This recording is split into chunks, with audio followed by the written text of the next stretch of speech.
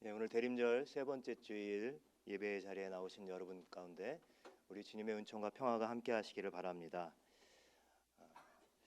우리들은 종종 교회에서 신앙인답게 구별된 삶을 살아야 한다는 말을 많이 듣고 또 많이 하지요. 하나님의 형상을 닮은 존재로서 또 하나님 나라의 일꾼으로서 또 증인으로서의 사명을 가진 그러한 존재로서 삶을 살아가야 한다는 것입니다.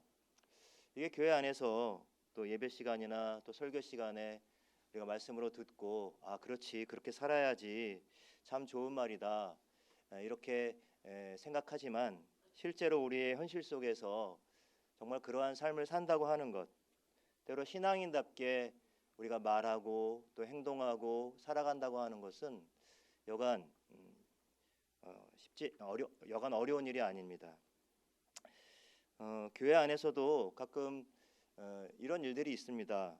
열심히 봉사를 하다가도 또 섬기다가도 서로 생각이나 의견의 차이가 생길 때 심하게 또 말로 고성이 오고 가고 하는 그러한 모습들도 봅니다. 또 자세히 보면 그게 그렇게 신앙의 본질도 아니고 그렇게 어떤 의견의 차이나 생각의 차이도 그렇게 크지 않음에도 불구하고 버럭 성을 내거나 이게 말로 상대방을 쏘아붙이는 경우들이 있죠. 그래서 이렇게 상처를 주고 받는 경우들이 종종 있습니다. 그리고 또 의외로 그런 것들이 오래 갑니다. 이런 일들을 보면 우리가 예수님을 따르는 사람들이라고 하는 의미에서 그리스도인이라고 자처하지만 단지 우리가 교회를 다닌다는 그 사실 하나만으로 저절로 우리의 성품과 인격이 성숙해지고 말하고 행동하는 모든 것이 쉽게 변화되지는 않는다는 사실을 깨닫게 됩니다.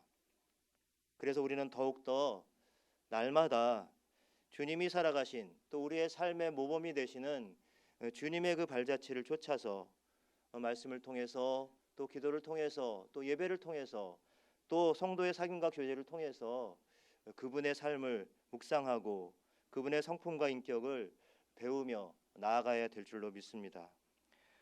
지난주 제가 한 주 빠졌기 때문에 첫 번째 시간 우리 예수님처럼 첫 번째 시간은 바라보기라고 하는 그런 주제로 말씀을 나눴습니다.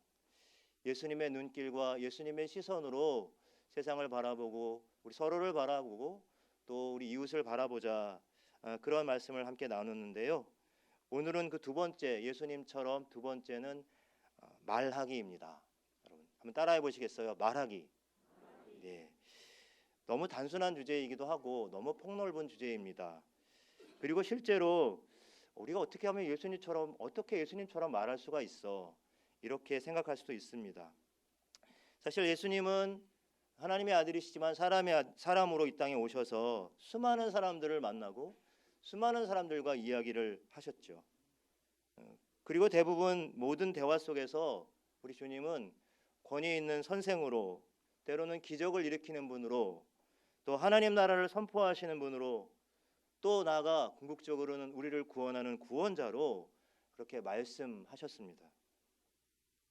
그 말씀들이 많은 사람들에게 위로가 되고 또 소망이 되기도 했고 치유와 또 회복의 능력으로 그렇게 나아가기도 했습니다. 그렇기 때문에 우리가 더 인정해야 할 것은 어떻게 우리가 예수님처럼 말하기를 배울 수 있겠습니까? 아무리 애쓰고 노력해도 말씀 그 자체로 세상 가운데 오신 그분과 똑같이 말할 수는 없을 것입니다. 다만 여러분 우리가 그리스도인이라고 우리 스스로를 그렇게 이름 붙여서 또 그렇게 살고 있지 않습니까? 여러분 그리스도인은 무엇입니까? 우리가 그리스도인이면 우리가 예수를 믿는 사람이라고 말하지만 예수를 믿음으로 또 예수 그리스도의 삶을 함께 따르는 사람 아니겠습니까? 또 주님의 공동체는 어떻습니까? 그러한 사람들이 함께 모이는 공동체이기에 우리가 살아가면서 실제로 우리가 말하고 행동하는 또 우리의 말과 표현들이 꾸준히 우리가 따르는 그분을 닮아가야 되지 않겠습니까? 예전에 그 TV에서 히든싱어라고 하는 프로그램이 한참 인기를 얻었는데요. 여러분 보신 분들 계십니까? 경연하는 건데 아주 원래 가수하고 그 원래 가수를 똑같이 모창을 하는 그러한 그 여러 모창 가수들이죠. 이렇게 사모하는 팬들이 이렇게 모여서 원래 가수하고 경연하는 것입니다. 그래서 원래 가수만큼 부르는 사람들. 그래서 서로 어쩌다 경연하다 보면은 원래 가수가 모창자보다 못해서 떨어지는 경우들도 종종 그렇게 있었습니다. 얼마나 사모하고 얼마나 좋아하면 정말 모창 원래 가수보다 똑같이 그렇게 노래를 부를 수 있을까? 저 그런 것을 보면 그 노력과 땀방울이 참 감동이 되는 그러한 프로그램이었어요. 그런데 그렇게 그냥 넉넉히 감동받다가 문득 그런 생각이 들었습니다. 과연 내가 예수님을 따른다는 사람인데, 그리스도인인데, 과연 예수님을 따른다는 내 삶은 얼마나 그 예수님의 그 삶을 사모하고 또 예수님의 삶을 따르기로 그렇게 다짐하며 살아가고 있나? 얼마나 그분의 성품과 인격과 그분의 시선과 심지어 그분의 말하기까지 그렇게 좀 닮아가려고 애쓰고 있는가라고 말이죠.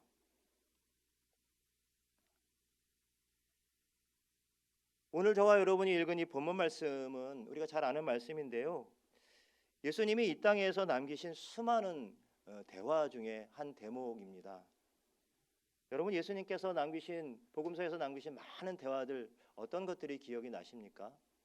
수가성 우물가에서 만난 여인과의 대화, 막달라 마리아, 38년 된 병자, 또는 니고데모, 이름 모를 부자 청년, 그리고 삭개오까지, 심지어 예수님을 늘 비난하고 예수님을 궁지에 몰아넣으려고 그렇게 그런 괴계를 획책했던 이런 바리새인까지 예수님은 직접 만나 그들과 함께 말을 나누고 대화를 나누었죠.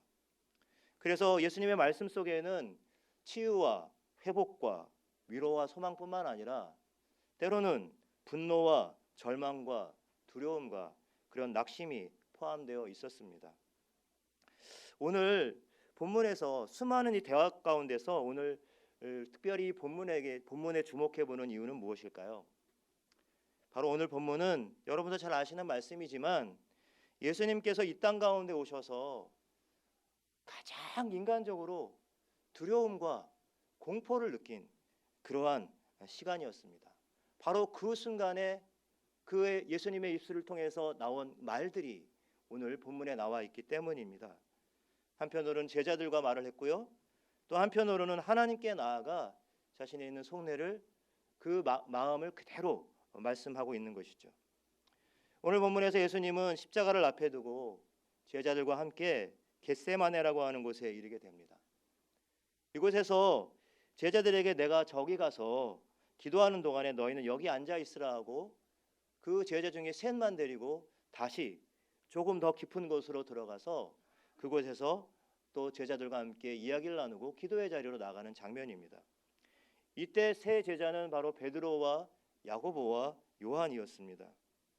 바로 베드로와 야고보와 요한에게 예수님께서 자신의 신경을 그대로 이야기하고 있는 대목이 나오죠. 오늘 말씀에 보면 예수님께서 이렇게 자신의 신경이 나타나고 있습니다. 고민하고 슬퍼하사. 무엇이 고민되고 무엇이 그렇게 슬프셨을까요? 예수님은 이러한 자신의 신경을 제자인 베드로와 야고보와 요한에게 이렇게 말씀하고 계시죠. 내 마음이 매우 고민하여 죽게 되었으니. 그럼 이게 무슨 뜻입니까? 무엇 때문에 이렇게 죽게 되었다라고 이렇게 말씀하고 있죠?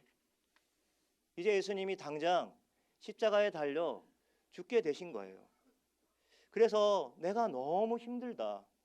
내가 너무 힘들어서 죽게 되었다라고 먼저 제자들에게 이렇게 말씀하고 있습니다. 그러면서 제자들에게 이렇게 또 부탁을 합니다. 너희는 여기 머물러 나와 함께 깨어 있어라. 무슨 말입니까? 나는 좀 나아가서 기도할 테니까 너희도 여기서 좀 깨어 있어. 나를 위해서. 내가 너무 힘들거든. 괴로워서 죽겠거든. 나를 위해서 좀 기도해 달라고 제자들에게 부탁을 하고 그렇게 기도의 자리로 나가셨죠.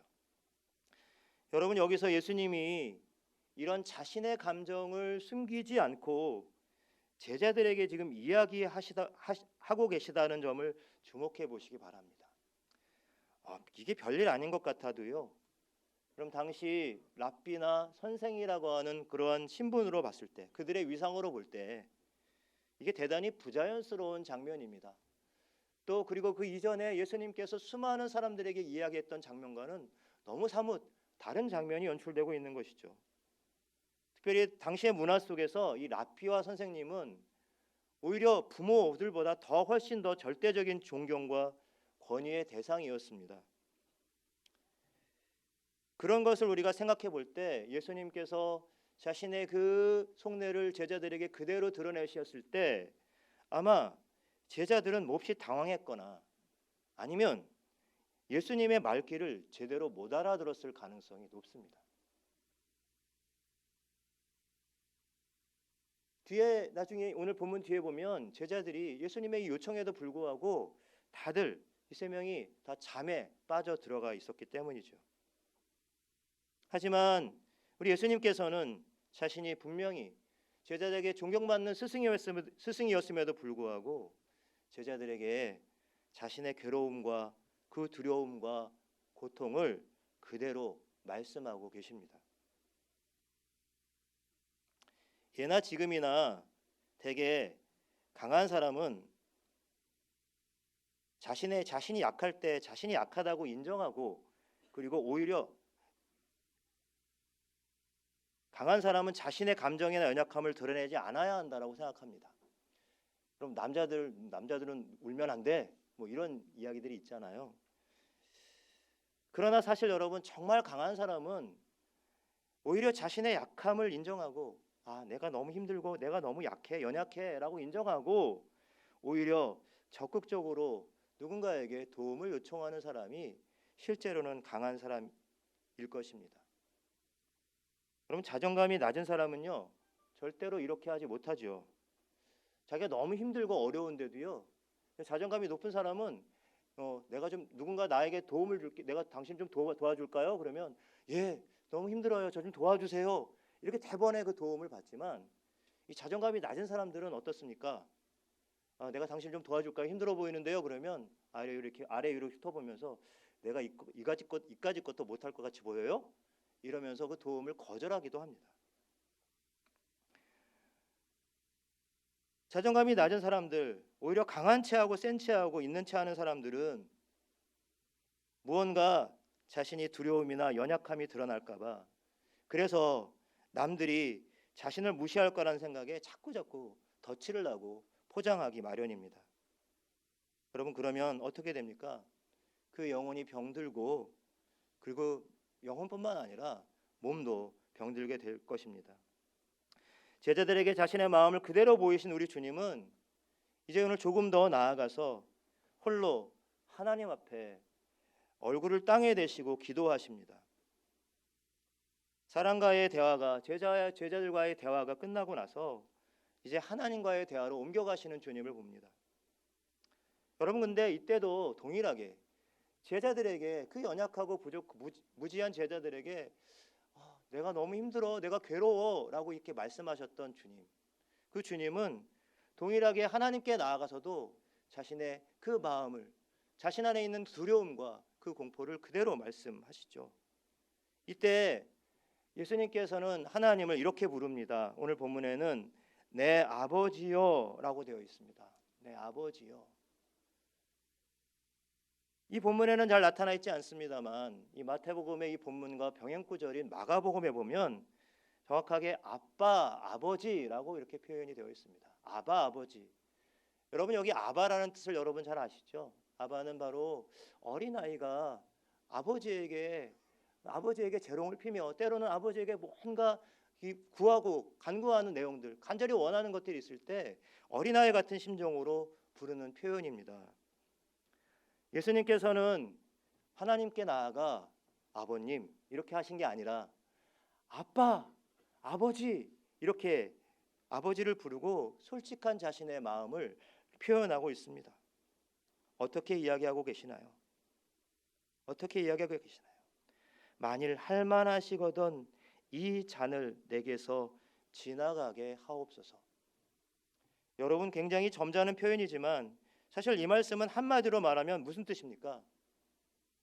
내일이면 이제 십자가에 달려 돌아가셔야 되는데 그 십자가에 달려 죽게 될 그 인간적인 공포와 그 두려움이 너무 컸던 거예요. 한마디로 말하면 예수님께서는 아버지, 아빠, 저 죽고 싶지 않아요 라고 말씀하고 있는 것입니다. 여러분, 창세전부터 계셨고 인류를 구원하시기 위해서 이 땅에 오신 메시아가 어떻게 인간적인 죽음을 하나 앞두고 나 죽고 싶지 않아요, 가능하면 살았으면 좋겠어요 라고 이런 말씀을 하실 수가 있을까? 이렇게 의아하실 수도 있습니다. 여러분, 물론 이어지는 말씀 속에, 기도 속에서 예수님은 나의 원대로 하지 마시옵고 아버지의 원대로 해달라는 말씀을 하셨지요. 하지만 그럼에도 불구하고 오늘 예수님께서 그 앞에서, 십자가 앞에서 주저하시는 듯한 이 주님의 모습은 우리에게 익숙한, 당연히 십자가를 지시고 인류의 죄를 담당하실 메시아 구원자로서의 하나님의 모습과는 거리가 멀어 보입니다. 그래서 우리는 애써 이때 예수님이 잠깐 그냥 흔들리셨던 것뿐이야, 바로 있다가 내 뜻대로 하지 마시고 아버지의 원대로 해달라는 그런 간구를 하셨잖아, 역시 그래야 우리 주님이지 라고 이렇게 서둘러서 결론을 내리기도 합니다. 하지만 많은 수많은 대화, 예수님의 대화 속에 오늘 이 대화를 주목해보는 그 이유, 그것은 바로 여기에 예수님의 말하기에 중요한 포인트가 있기 때문입니다. 예수님은 제자들 앞에서도 하나님 앞에서도 자신이 고통도 두려움도 모르는 사람처럼 그렇게 꾸미지 않으셨습니다. 오히려 그 고통과 두려움을 대면하셨죠. 그리고 진실하게 말하셨습니다. 자신의 감정을 숨기지 않으셨습니다. 힘들어 죽겠다, 고통스럽다, 안 죽었으면 좋겠어요, 가능하면 이 잔을 내게서 지나가게 해주십시오. 예수님은 이렇게 말씀하시면서 자신의 그 고통스럽고 힘든 그 상황 속에서 바로 자신도 도움이 필요하다는 사실을 이렇게 말씀하신 거죠. 첫 번째는 하나님의 도우심이겠지만 비록 연약한 제자들에게조차 나를 좀 도와다오 라고 함께하는 사람들의 도움도 요청하고 계시는 거죠. 그럼 이 대목이 굉장히 중요합니다. 예수님이 정말 도움이 필요하시면 하나님께 도움을 받으면 그만이잖아요. 근데 왜 굳이 이 세 제자들 데리고 그 기도의 자리까지 나가서 내가 힘드니까 나 좀 도와달라고 그렇게 말했을까요? 저는 이 대목에서 교회라는 공동체를 생각해 봅니다. 우리가 교회라는 공동체에 속해 있다 보면 우리가 말로는 어렵고 힘든 사람들을 품어야 된다고 하지만, 그러나 정작 어렵고 힘들어하는 사람들은 실제로 그런 마음을 표현하거나 드러내지 못하는 경우가 더 많습니다. 왜 그럴까요? 자신이 그런 연약함과 두려움, 그런 부족함들을 이렇게 말할 때 오히려 그것이 자신의 부끄러움과 수치로 돌아올 것이라고 하는 그 두려움이 또 있기 때문입니다.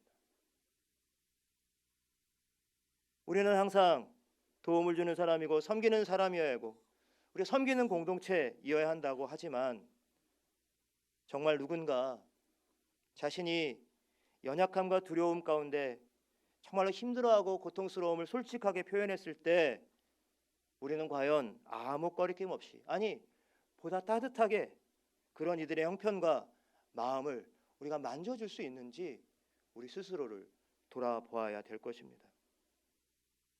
오늘 본문에서 제자들 앞에서 힘들다고 괴롭다고 또 하나님 앞에서 죽고 싶지 않다고 말씀하시는 이 예수님, 어떤 분들은 예수님의 이렇게 연약한 모습에 배반감을 느낄지도 모르겠습니다.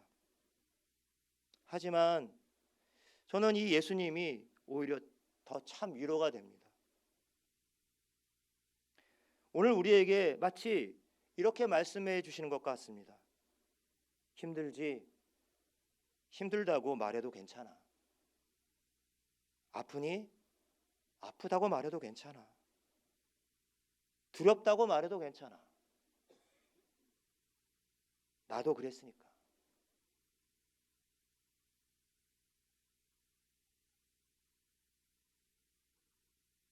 물론 예수님의 이 진솔한 이야기를 전해 들었던 제자들은 예수님의 그 마음을 제대로 헤아리지 못했어요. 그래서 베드로를 비롯한 그 세 제자가 깊은 잠에 빠져 들어갔었습니다.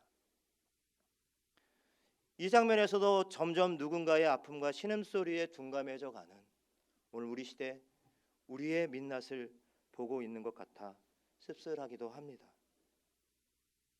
그러나 사람은 예수님을 외면했지만 오늘 아버지이신 하나님은 이 예수님의 마음, 예수님의 이 솔직한 두려움, 이 공포, 이 괴로움을 외면하지 않으셨습니다. 오늘 마태복음 본문에는 나와 있지 않습니다만 역시 마태복음과 같은 이 내용을 담고 있는 병행 구절인 누가복음에 보면 예수님이 기도하시는 가운데 이러한 내용이 나옵니다. 천사가 하늘로부터 예수께 나타나 힘을 더하더라. 누가복음 22장 43절의 말씀인데요. 여러분, 이것은 십자가를 져야 하는 이 무거운 부담감과 죽음에 대한 두려움을 솔직하게 아버지이신 하나님께 드린 이 예수님을 하나님께서 사자를 통해서 힘을 북돋고 계시다고 하는 겁니다. 이 말씀을 잘 보면 오늘 본문에서 예수님이 두 번의 기도를 나눠서 하시는데요. 오늘 첫 번째에서는 자신의 두려움과 공포를 이야기하시지만 오늘 본문 다음에 나오는 구절에 보면 예수님께서 이 잔이 내게서 지나갈 수 없거든 아버지의 원대로 되기를 원합니다라고 오히려 단호하게 그리고 온전하게 순종하기로 결단하시죠. 바로 여기에는 하나님의 북돋아 주심, 하나님의 힘 주심이 있었던 것이죠. 그래서 예수님은 이후에 실제로 더 큰 고통, 더 큰 아픔, 더 큰 괴로움의 십자가를 그 끔찍한 고난을 당하셨지만 그러나 죽음 앞에서 우리 주님은 결코 흔들리지 않는 당당함을 보여주셨던 것이죠. 예수님께서 자신의 연약함을 하나님께 아뢰었을 때 하나님께서 사자를 통해서 하나님께서 힘을 북돋아 주셨기 때문입니다. 고통스럽고 힘겨운 상황 속에서도 주님은 꾸미지 않고 자신의 솔직한 마음과 감정을 말하는 것이 결코 약해 빠진 것이 아니라 오히려 용기 있는 말하기였음을 몸소 보여주셨던 것입니다. 그런가 하면 이런 예수님과는 달리 자신의 연약함을 늘 포장하기에 바빴던 사람이 있습니다. 누구일까요? 네, 그 사람 바로 예수님의 수제자인 베드로였습니다. 베드로는 항상 겉으로는 호언장담하는 사람이었고 마치 골목 대장처럼 주님 제가 다 할게요 이러면서 나서는 사람이었어요. 그러나 그의 내면은 늘 공허했습니다. 오히려 그는 겁쟁이였습니다. 오늘 본문 바로 앞부분에 보면 예수님이 십자가를 지시기 위해서 잡혀가시는 그 밤 베드로가 3번 예수님을 부인할 것이라고 예수님께서 말씀하시는 장면이 나와요. 그때 베드로가 어떻게 반응하죠? 여러분 잘 아시죠? 내가 주와 함께 죽을지언정 주를 부인하지 않겠나이다. 너무나도 강한 단호한 그러한 의지를 그렇게 표현합니다. 제가 옆에 있으면 참 든든하다 이렇게 말했을 것 같아요. 하지만 주님은 아셨어요. 베드로의 영혼이 공허함을 아셨던 것이죠. 오늘 본문에서도 베드로는 예수님은 그렇게 노심초사하시는데 힘들어하시는데 잠을 자고 있어요. 겉으로 보기에는 예수님은 참 두려움이 많고 연약한 분처럼 보이고 베드로는 그런 상황 속에서 잠자는 거 보면 참 배포도 대단하다, 담대해 보이기까지 합니다. 그러나 여러분, 예수님의 이 연약해 보이는 말과 베드로의 이 강해 보이는 말은 결국 그 결과가 엇갈리고 말았죠. 정작 죽음 앞에서 베드로는 혼배백산하고 자신의 스승인 예수님을 3번이나 부인하고 무너져 버렸지만, 예수님은 끔찍한 고난을 당하시고 죽음 앞에 서셨지만 당당하게 맞서실 수 있으셨습니다. 예수님은 자신의 두려움과 연약함을 정직하게 인정하고 결국 하나님께 힘을 얻었지만, 베드로는 자신의 그 두려움과 연약함을 끝내 감추고 강한 척, 센 척 했기 때문에 하나님께 힘을 얻지 못하고 결국 죽음의 두려움 앞에서 스승을 배반하고 한순간에 무너져 내렸던 것입니다. 여러분, 오늘 본문을 통해서 우리가 예수님처럼 말하기의 비결은 어디 있을까요? 화려함이나 강함에 있지 않습니다. 도리어 자신의 연약함과 두려움을 포장하지 않고 진솔하게 말하는 데 있습니다. 하나님께 기도로 나아갈 때도 그렇고요, 다른 사람과 대화와 또 말을 나눌 때도 마찬가지일 것입니다. 또한 예수님처럼 고통과 두려움 가운데서도 자신이 도움이 필요한 존재임을 숨기지 않고 말하는 것도 매우 중요합니다. 먼저 하나님께 도움을 구해야 할 것입니다. 그리고 함께하는 지체들의 도움도 매우 중요하다는 사실을 기억해야 할 것입니다. 성도 여러분, 그리고 높은 뜻 섬기는 교회 우리 모든 지체 여러분, 우리가 먼저 예수님처럼 서로 자신의 그 연약함과 두려움을 회피하거나 감추기보다 직면하고 진솔하게 말함으로 하나님의 도우심을 구하고 얻게 되기를 간절히 축복합니다.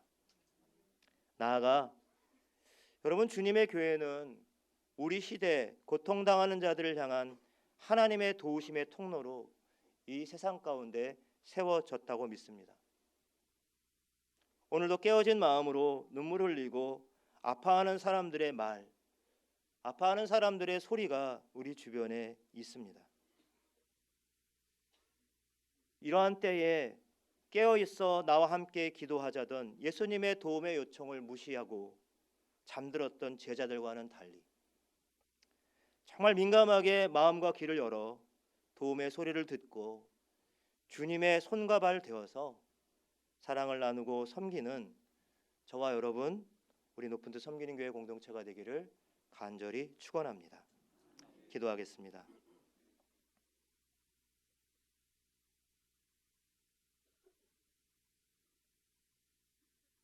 우리의 아버지 되시는 하나님,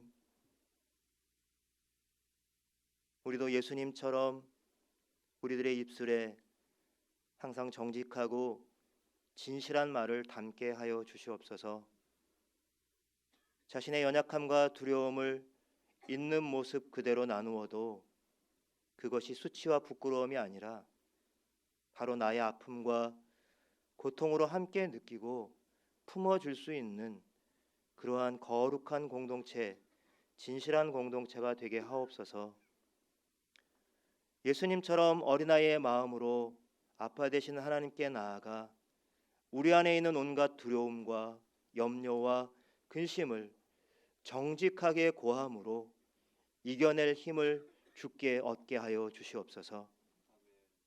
주님의 오심을 기다리는 대림절, 우리 교회뿐만 아니라 이 땅에 주님의 이름으로 세워진 모든 교회들이 삶의 무게에 짓눌려 아파하고 고통을 호소하는 이웃들을 향해 좀 더 낮아지고 겸손한 마음으로 품게 하여 주시옵소서. 예수님의 이름으로 기도드립니다.